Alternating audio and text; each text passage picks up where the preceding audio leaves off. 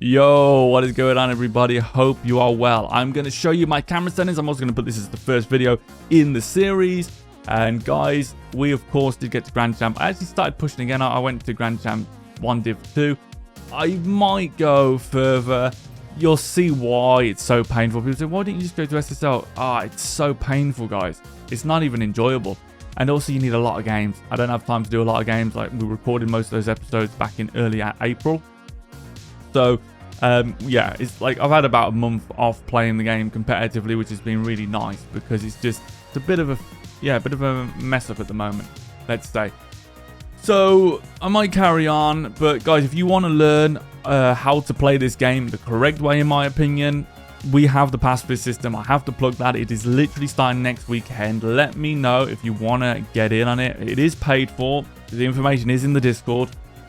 But it is 36 hours of coaching in groups, and then you get 6 hours individual coaching. You get handouts, you get drills, you get assignments. Like, there is no better way to level up. I'm that confident with this. There is no better coaching package, in my opinion. There are other ones, but I don't think they come close. No one gives the personalized coaching anymore.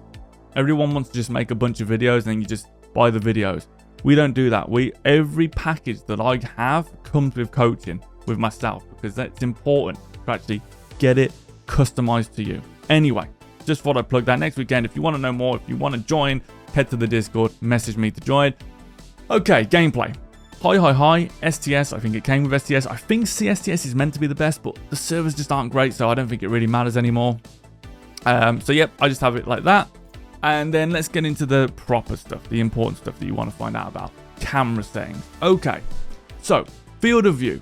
You're going to meet people in life who are a little bit zany, a little bit different. They're the kind of people who use jam within 3 days because it says so on the little jam thing. Guys, it's just a recommendation. You can leave it in there for a year. My nana used to. She was fine. Okay, so you don't have to go to 1.9 and 1.8 to be different. You don't have to. You can conform. Some things we can conform about. 110 is something we can. 110 lets you see more. Very important. Vision is key. And that's my philosophy. Don't start singing. So distance 280, you can have 240, 250 to about 330 tends to be recommended. I like 280. Essentially what you want to think when you're looking at settings, okay? You want to have the settings as big as they are for your vision, okay? While still maintaining your mechanics. Now, I'm going to give you some good tips in this, which I don't think anyone else has done in these videos. So I will go through these. But basically, what you want to be thinking on your offense, generally you want to go low to high, because that's how you're going to get the ball over a player. And then it also gives you the threat of being able to go low with the 50. So for some people, they find that easier. So 2A again, you know, they find that easier if they're closer. They can sort of see the ball more like this. They find that easier. But to me, it's just too close. I can't get a big picture of what's going on. If it's too far, sorry, that's the wrong thing. If it's too far, I don't feel I can see anything again. So now, and it feels really awkward to control, and it looks like they're little tiny cars.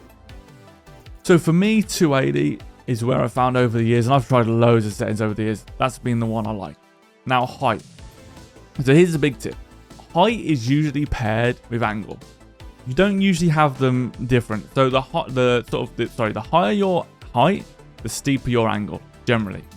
So you can win every 50 playing with these settings, you know. It's an old sort of cheese setting, but we could do a game after in casual ones or something. And you can see how ridiculous it is playing with these settings for 50-50s. It will tilt people because you can see everything. The problem is, it's really hard to get on the offense. It's like, you know, you can't really see a whole lot. And when you're going up the wall, you can't see if you're about to get dunked because you're looking downwards into the ball. So it's not the best settings for that. Then you have the flip side where people have it lower and they'll have a higher angle. And this, think like KV1. Now these are better generally for scoring because you're able to get under the ball like this. You can see everything. You can absolutely see everything when you're looking to score. You can always go low to high. Same with like air dribbles. Everything's like you're low to high, so it's really easy to just get under that ball. But again, the problem is if I'm taking a 50, it can be awkward to see exactly what's going on. And the other thing, when you the higher you go with these angles, the plus figure you go, the more it changes. For example, look at this. If I jump now, that angle really changes quite abruptly for me. I don't like it as much. So I have -4, sorry, -5 and 110. That to me is nice. I can see on like behind the ball. For my 50s, I can see where I am in relation to the height of the ball. And when I'm going up a wall, I can see up the wall quite well. So it's a nice blend, and it still allows me to get under the ball and flick. And that's what you want. You want to basically get your settings that allow you to be offensive mechanical. So you can see under the ball, you can flick high, great. You can come out into this cam and you can shoot like that. That's fine. And then if you can do that and you feel real comfortable, you could knock it out even more if you wanted to get a little bit more vision. But there comes a time where it's like, do I really need more vision? So probably not. Stiffness. Right, first of all, get your heads out of the gutters, guys. Stiffness. All right. That means the faster we move, the more the camera moves away from the car moves away from the camera. So you can see I'm really slow, or I'm reversing. See how I'm almost touching the edge, and then here I'm almost in the center of the screen. So that is stiffness. All right. And the stiffer you are, keep it down. Okay. The less it moves. So when I have a higher stiffness, or when I'm speedier, it doesn't throw me away. And when I brake, I'm not as close to the camera. I find this better as it's more consistent for shadowing, for moving around, for defending. But it's not too stiff. You stop it. Where it's a little bit awkward to play and it doesn't feel like you're actually getting faster. So let's move on because I know where your head's at. Swivel speed here. So swivel speed, little tip, actually big tip here. Where people go wrong with swivel speed is they do one of two things. They either have it so high that they can either do that or that, and they don't get this area over here, or they have it so low that they're like doobie-dee-ba-ba, shibby-dee-boo. Guys, we're not looking at views. You know, we're in the countryside here looking at views. We're trying to win Rocket League. So the tip is I have it at 5, and when you're doing camera panning, it's all about 2 steps. Boom, bam, boom, bam, boom, bam, boom, bam. Halfway, full way. Halfway, full way. Release. Halfway, full way. Halfway, full way. The reason is you're taking screenshots. So you're here and you think there's someone to the side. Boom. Not there. Boom. See what I mean? Or is he there? Done. Done. You're looking with this camera here in snapshots. So you're just trying to find areas. Boom, bam. And if you can't find them, then you can look there. So if I'm here with the ball, I go dum, dum. Okay, not there. Boom, bam. You see what I mean? Boom, boom, boom, boom. I'm not as good going that way, but again, it's just that's how I do it. I think it's much better than trying to find things perfectly. You're just looking for stuff. Transition speed, here we go. Here's the big one. So we need a story for this. I brought my first computer. I was really hard up, and I bought it from a gypsy in a trailer. All right, I'm not even making this up with a pony. You think I'm messing around? I'm not. I went to this gypsy, and I said, I'd like to buy your computer, please. And I played for this computer, and I got home, and it worked great. I was playing Counter-Strike. I said, TFC2. I thought, this is unbelievable. And then blue screen of death. I went back to the gypsy. I said, I want my money back. He said, I've spent it. I said, how could you have already spent it? He said, I have spent it. I said, okay, fair enough. Don't want to get too crazy here. Let's just all calm down a bit. Took the PC back. I called my mate. He was a PC engineer. Comes out, hoovers the PC, works perfectly. Says it was just dusty. I said, makes sense. I said, what did you find in there? He said, pony hair. I said, makes sense. Once that got sorted, it was working all right. But the problem is, it didn't have a good graphics card. So when the transition would change like this, it was ripping. It was loads of rips in the screen. It was horrible. And years ago, this never used to be a setting. You just had to go instant or not at all. You had to have this or that was it. You know, you didn't have any other settings to speed it up. So the day that they released instant camera switch, instant transition speed, I went straight away. I said, this is perfect. I don't get any ripping. It's straight to where I need. Now, I want you to show you something. I'm shadowing here. I want to find a boost. Boost, where is he? Boost, where is he? Boost, where is he? Not too bad, right? Easy to find the boost while I was moving. Easy to look at the ball while I was moving. Now, a lot of people used to disagree with me on this. They say it's hard to watch your videos, or they used to watch my Twitch streams. And I was doing this. As soon as it came out, I had on to. And people used to complain and say, yeah, but there's a disadvantage. And there's no disadvantage. I literally cannot find a disadvantage to having it fast. Okay, let's try that again. Way harder. Way harder. Ball's in the air. Okay, where's the opponent? Oh, he's already gone. Too slow. Okay, and if you were imagine trying to do like snap aerials and snap shooting with this, it would be horrible. So here, where is he? There he is. Right, where is he? There we go. So I have instant transition speed so that if I'm shooting, I can just find the target of the ball I want to hit. Like at the last second there, say, and then I can go back to the height of the ball. Like, where's the ball going? This is great for flicks as well, because if I'm here, where's the ball? Okay, it's there. Now I can take out the defender. So Instant transition speed to me is a no-brainer. Funny, people were against it, and then all of a sudden now Yan has maximum camera speed, and a lot of the pros are getting faster and faster with the camera speed, the transition speed I should say, because they're realizing it gives it another advantage. Demo transition time, have that max because that means you can see what side you spawn on faster. Okay, so hopefully that makes sense. Let's get into the controls. So, few change bindings. We have forward and backwards, normal, jump on A, normal. By the way, guys, you see a PlayStation controller. I use an Xbox controller, not a PlayStation controller. I use Xbox because my hands are fairly big and I need a bigger controller. If, you know, I've had smaller hands or maybe I'd play in a PlayStation growing up, I'd probably use PlayStation because I think they're meant to be better controllers in all honesty. And we'll get to the Dead Zone stuff in a bit. But jump, reverse, all there. Now, boost, power slide, and air roll. Look at this. Boost and power slide down.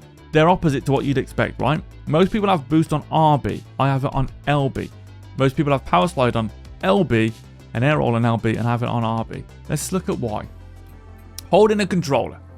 So if I'm holding my controller, I'll have my index finger and my middle finger here. So each one has their own job. Most people will hold it with their middle finger here, their index finger here, their left index finger here, and their left middle finger here. So they'll be able to hold all 4 buttons down. The problem with this, I find, is it makes the controller kind of unstable, and it feels difficult to hold. Like, it just feels really tricky. It feels like you're going to slip out your hands. I prefer a much firmer grip. So what I'll do is I'll have the right side, both buttons on. So index finger there, middle finger there. But on the left side, I only have my index finger working. So I can only press one of these at the same time. Reverse and boost. And the reason is you shouldn't be reversing whilst you're boosting. That doesn't make sense. The only argument you could say is if you reversed into a half flip. But that's easy to navigate with these bindings. You just boost on the other way. It's not a problem. But yeah, I can understand people saying, you know, it's not mega efficient. But you shouldn't need to boost and reverse. Now, these top buttons actually are flakes. I took this from flakes. And like everything, take what is useful, add what is essentially your own. Now, what I found when I switched these after like 7 years of playing is that all of a sudden, power slide cuts became very easy. And when you actually think of this, these controls are pretty genius because you can easily like stop your accelerator, hit your power slide, re-accelerate. You can even hit your power slide, reboost. You can either hit this, brake. You know, you have got a lot of control here with your ability to control and cut into balls with these controls. So really powerful controls these are. I would definitely recommend using these controls personally. Very, very powerful. And again, it just makes sense for me. Just makes sense. So that is the way I control it. Now, A, of course, is my thumb is here, the bend of my thumb. And let's get into the other settings and I'm going to explain the next part. It's kind of important. So I have focus on ball here as X or square if you're on a PlayStation. I have Y as air roll right, B as air roll left. I barely use them. So let's talk about this. So a lot of people have this as camera switch. So when they hit the Y button, it'll switch the camera. Now, if you imagine your hand position here, your thumb position, you'd have to have your thumb leaning down the middle of these two buttons for this to be comfortable. And really, it's so important to switch in and out of camera to get vision, to find things, that you need to be pressing your camera button a lot. And in that position there, it's just not as efficient for me. And not only that, is there's a chance that if I'm pressing these two buttons, there's a very good chance I could just accidentally hit another one and put another binding in, which I don't want. So I'll have A here, and my thumb is in this position, which is natural for the thumb. The thumb is in its neutral position. This means I'm not going to get any hand cramps, thumb issues, or anything like that in longer sessions. Not that I have those anymore with these controls. This was the first thing I added 10 years ago. I did my bindings, and it was the first thing I changed was this, believe it or not. So this is something I have unique to me as far as I'm aware.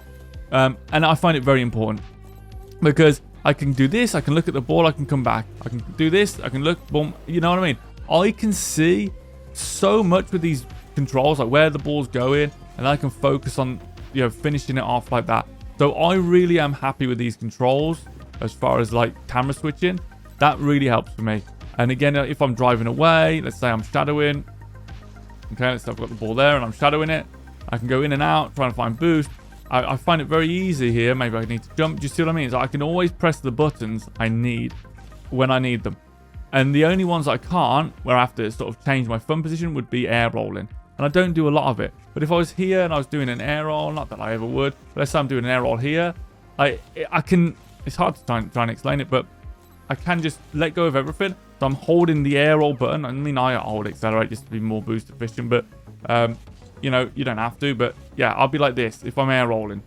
Not that I ever do, because I just find it much easier just to come up the wall, air roll to where you need, air roll to where you need, and then you just, you know, do that. I mean, I'm terrible in the air, but you get the idea. So, and again, you can practice with this, but these to me just seem very superior as far as controlling the ball. They give you a nice blend between the air and the ground. So those are the controls, are the main ones. I'm just going to go through. You can pause this at any time to go through that. There we go. Nice.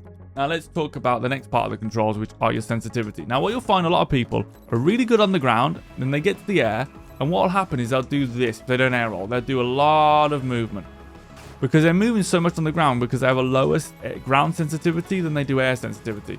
They're used to putting constant inputs on the ground. When they go to the air, they can't not put constant inputs in.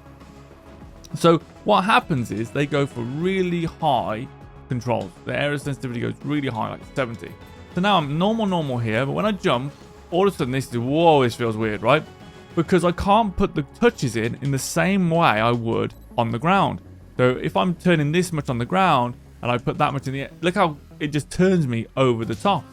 And I don't want that. Now let me just be very clear. The higher you have your sensitivity does not mean you move quicker. It just means that where your controller moves, it kicks in earlier. It won't rotate your car faster. So if I'm here versus here, like if I have low sensitivity, I have to have the controller all the way to the left to move. Whereas if I've got high sensitivity, I can just have it a little bit off center, and that's fine. So just keep that in mind. Now, what people do to offset this extreme quick movement, well, it feels it quick because it's triggering in earlier, is they do a lot of air rolling. Because with air roll, you can keep pushing in, you know, your input, and you can therefore do stuff like that. But that is just dropping their percentages. And what happens is they end up being not very good on the ground, and sort of they end up in this awkward space. So personally, for me, I just have them both the same, and I have them fairly low. I prefer 1.2 to 1 because sometimes I can get a little bit lazy. So, you know, you don't want to have to push it all the way. I think that it's, you know, having it a little bit off can help if you're lazy. But it allows you to just easily, like I can still move my controller, but it's just much easier for me to stay under the ball as I need. You can still air roll and stuff, but again, something to practice. So that's that. Now, controller dead zone, I have 0.15. There, some of you may not know, every single controller is unique. Okay, everyone should have a different controller dead zone. So if I put it on 0, watch this. So I'm not actually putting anything into my controller. Notice it's turning to the left. If I just turn this, notice it's turning to the left, even though you can clearly see that I'm not turning to the left. So what that is, it means I've got what's known as stick drift. And sometimes you can, yeah, there you go. Look, you can find stick drift. You can move it right there. You go. Go sliding. Stick drift. So that means if you've got stick drift, you pull it up a bit. And what you're meant to do is you're meant to keep putting it up. Test it again. Okay, can we get any stick drift out of this? You just move the controller, different angles, snapping it and massaging it into these positions. Okay, and same with this. Does it stick? Okay, no. So 0.8 might be all right, but I don't like that. I just have it on 15 for me, 14, 15, and usually that works okay. And that lasts quite a long time. Back in the day when I used to play competitively, you'd be having controller dead zones at like 30 because absolutely skin, had no money, and you needed to make a controller last. You could keep putting it up and up. Dodge dead zone. Right, I'm going to tell you a story now. How I took someone from champ 3 to from champ 2 to champ 3 overnight by changing this. They had it really high. I think it was 80. Now what happens, if you don't know, I'm going to put it up just to show you the effect of this and how this can be applied in the game. The higher your dodge dead zone, the more you have to take your controller joystick off center for it to change. So if I'm a little bit off center, notice I'm still double jumping. See, I'm double jumping. Even though I'm clearly spinning, like there, I'm still doing a double jump, or here. Now, can you think of an application where this isn't good? Flicking the ball. So I had a guy who was really good, and he'd go, I can't flick the ball like you. How do you do those tail whip flicks? I can't do it.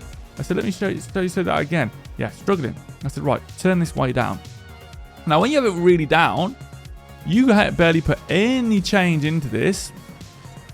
Okay, I let go by accident there. But and you notice it flips. Any change, it flips. Even a tiny bit, it'll flip. Well, that's great for flicking the ball. Because what people do with higher dead zone is they'll flick like this. They jump, they rotate in, and then they flick. It's because they've gotten used to it not working. They sort of do this weird thing. It becomes like a habit. Like Charles Barkley's old golf swing, if you know that. So you want to break that habit. So having it really quick means I can just go boom. And I can just flick. So for a tail whip flick, I can do that and it's instant. It's just so quick to get that ball up. And this literally took this player. They were like, wow, I can just flick the ball so easily now. I'm like, yeah. You don't need anything to flick the ball. So it's just boom. Much easier to flick the ball. Boom, boom, boom, bam. So really easy to position and flick the ball. And you don't have to get it perfect. And it also means that your dodge, you don't have to like rotate into a dodge. So this is again good for defending. If I'm doing a perfect side flip like this and I want to move in, what a lot of people will do with a lower dead zone is they'll turn and then flip because they've got a worse dead zone. So they have to turn their car, dodge dead zone that is, they have to turn their car prior to their flick. You know, people can really mess their settings up. You want to be able to go straight along here and then just do that and stay perfectly straight. So for that, lower is better. But too low and you'll end up back flipping and all sorts of stuff when you don't want to. I use 44 and you can still do your aerials with 44. There you go. You just have to learn to take your hand off. It's not perfect, but it's enough. Because most of the game, you know, to be honest, most of the game just comes from positioning until you get to like pro level anyway, where you'd need to get super mega fast aerials. I mean, you're talking a blink of an eye. It's not massive at these ranks. Leave these as they are. If you're using a macro, you will need keyboard accelerator at 0. That's why it doesn't work for a lot of people. So those are those settings there. Right, interface. So I like a smaller interface, 93, 98. I actually stole that from Raid. So there you go. Always steal good stuff. So stole that from Raid, and nameplate scale, I think I have higher. I think he has 140, I have 160. The more I can see, the better.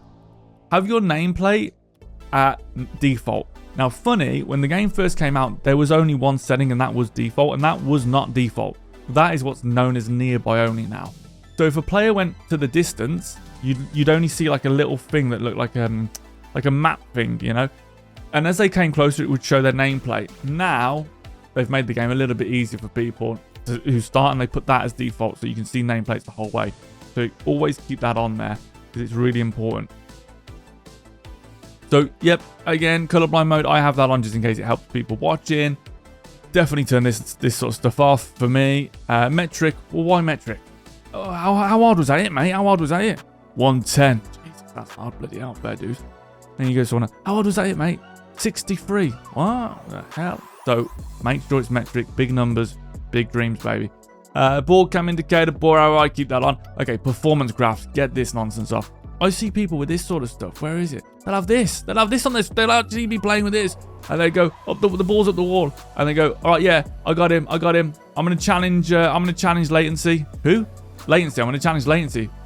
They look like this. I'm going to challenge latency. Who the hell's latency? Oh, sorry, man. It's my network connect. Get that off. There's no one latency on the pitch. Get latency off there.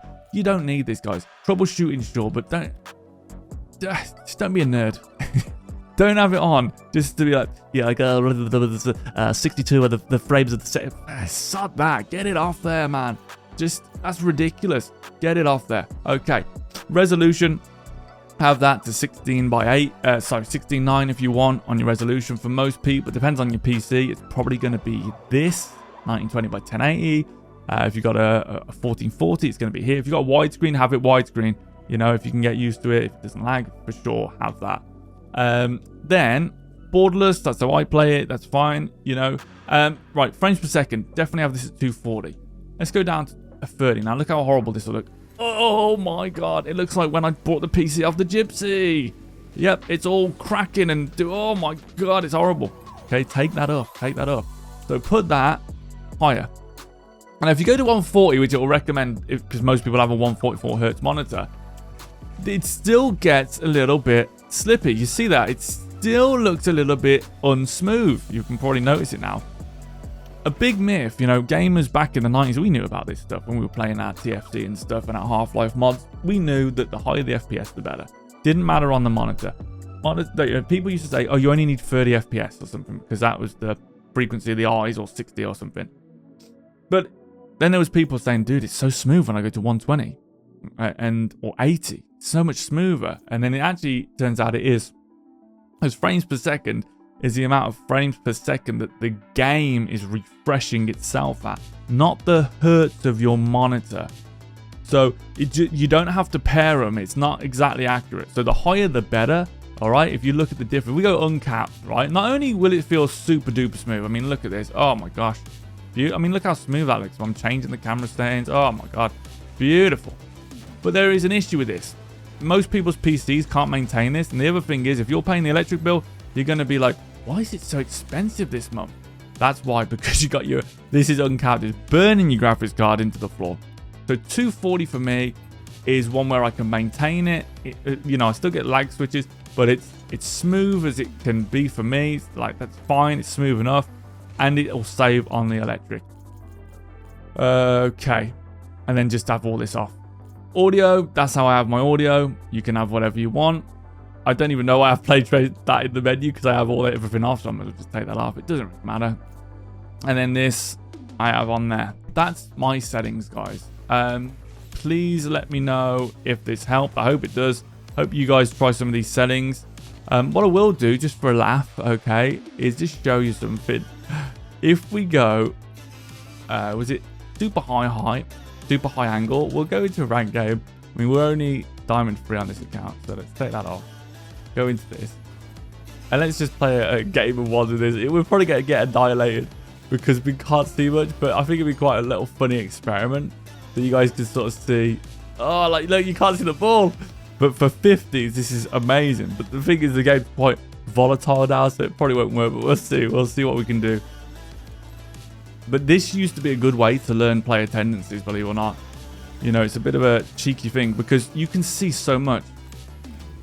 So if you look here, see how you can see them where they are on the ball? And it's actually quite easy to defend because all of a sudden everything looks less intimidating. Like, you can see them turn, so you know they're going to miss. I want to show you guys a 50. Over here. Come on, buddy. Come take a 50 with me. Come take a 50. Come take a 50 with me. I can't lose a 50 in this. Look, because I can watch him the whole time. Look at that. It's ridiculous. Like, you just can't lose a 50. I actually got something in my eye as well. I can barely see. Like, you just can't lose a 50. It's impossible to get it around someone with these settings.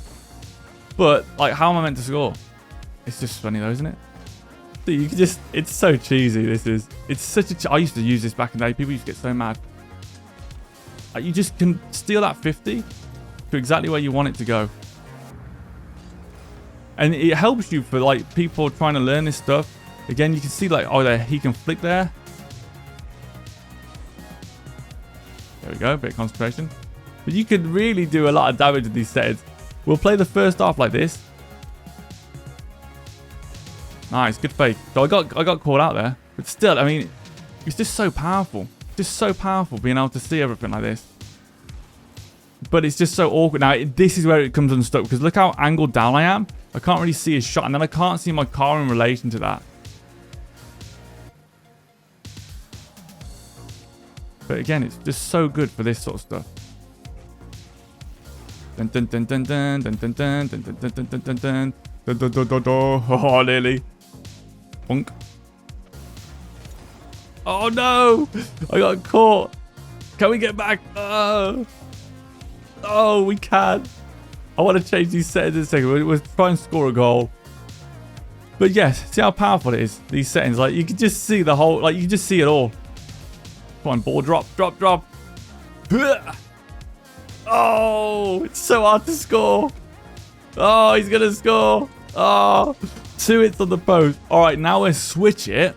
Okay, so you can see how, like, useful that could be because you can see so much.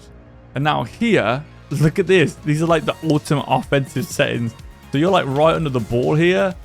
So you don't care about anything. You just care about, like, just aerialing this ball. But we can't see the 50s here. You just go on everything. You can just see like, look, it's so easy to score with these settings because you're under it. But you don't want to be a glass cannon, so you know, we'll just carry on with this. Bit of fun here.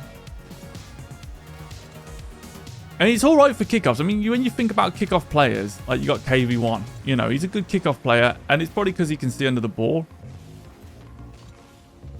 Oh, it's so hard to control. But like here, it's like, you know, I'd love this guy to watch this back. He's got some aerials. Wow. Oh, it feels so slippy though. It's like hard to judge what's going on with the distance. So this is why then you want to go back to sort of 110. See how it's sort of like in the middle, and then -5 isn't really in the middle. I got to be fair, but it helps. So now you have more of a blend. Oh, okay. Now we've got this settings. Now it feels weird, doesn't it? Like you're in your normal settings, but it feels like ugh. But it is. It's a lot better. Now we can see everything a bit more. I feel like I'm still a bit zoomed in after that. But you can almost, like, it just feels a bit easier now. Oh, I'm doing good at these post-its, aren't I? But you see how it's a little bit easier to sort of blend it. We can see where they are. We can also shoot. The shooting's not as good as it was with the F1. And the 50s aren't as good as the other one. But you have to kind of make those changes. You could probably do something with these settings to make them perfect. Nice to hide the ball. I mean, it's not meant to be like one thing. I just thought it'd be quite funny to go into that. Oh, unfortunate. Again, close this down. But the cool thing is, like, because we saw them the whole way around when we were doing that thing where we saw them, we can just... Did they hit me into an goal? We can see, like, everything. We know what they're going to do based on the fact that I used those over-the-top cameras. So I knew they were going to turn there. So you can, realistically, use little sneaky settings like that to figure stuff out about your opponent. That's a terrible touch. I really thought that was meant to, well, I wanted it to roll at the wall. Like, see that? We can sort of know that they're going to turn again, because they did last time as well. So we can actually just go for a demo. That's a terrible shot. That should have been a goal. Surprised they went up for that. But we know where they're going to go, because we used the settings before. So I know already we've downloaded their movement pattern. So we know where they are to track them for demos and stuff. So we know if we do that, they're going to respect us. There we go. Da-da. Was thinking about shooting that. Probably should have. We should be fine. I'm really surprised they went for that. Fair play. I thought that would hit the post. I thought that would hit the post and go out. But yeah, it's just interesting, these little different settings. Should have definitely shot that one instead of playing it into the middle. Again, you see, like, because we had those high settings, we knew the demo was coming there. Oh, that's patient from them. Well played. Okay, so they didn't dive there, so they've actually changed their style. Nice. Well played. That's a great change of style. They didn't throw it away. That's interesting. Damn. Fair play.